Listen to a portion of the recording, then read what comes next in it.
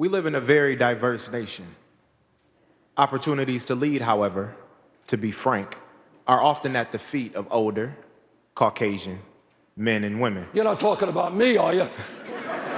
Men more so than women. However, what experiences have you had that have helped you deeply understand the mindset and values of other cultures? Well, I think the best answer, I don't know that I can give you a definitive answer here, but I'll give you this answer.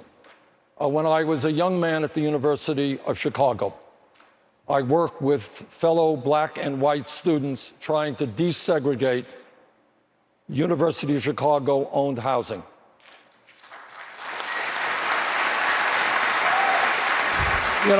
Most candidates for president don't usually put this on their resume, but a year later, I was arrested by the Chicago police for trying to desegregate the Chicago school system. Being a white person in the United States of America, I know that I've never had the experience that so many of the people in this audience have had.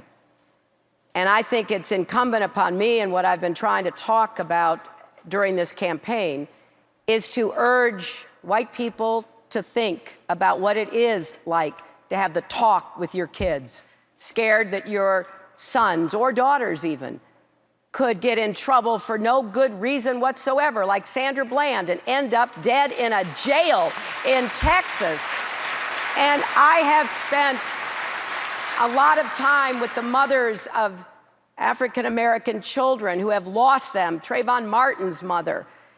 And I've gotten to know them, I've listened to them, and it has been incredibly humbling because I can't pretend to have the experience that you have had and others have had.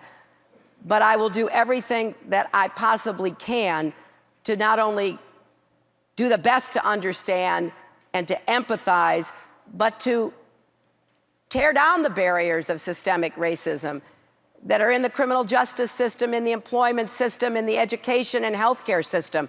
That is what I will try to do, to deal with what I know is the racism that still stalks our country. When you're white, you don't know what it's like to be living in a ghetto. You don't know what it's like to be poor. You don't know what it's like to be hassled when you walk down the street or you get dragged out of a car. And I believe that as a nation in the year 2016, we must be firm in making it clear we will end institutional racism and reform a broken criminal justice system.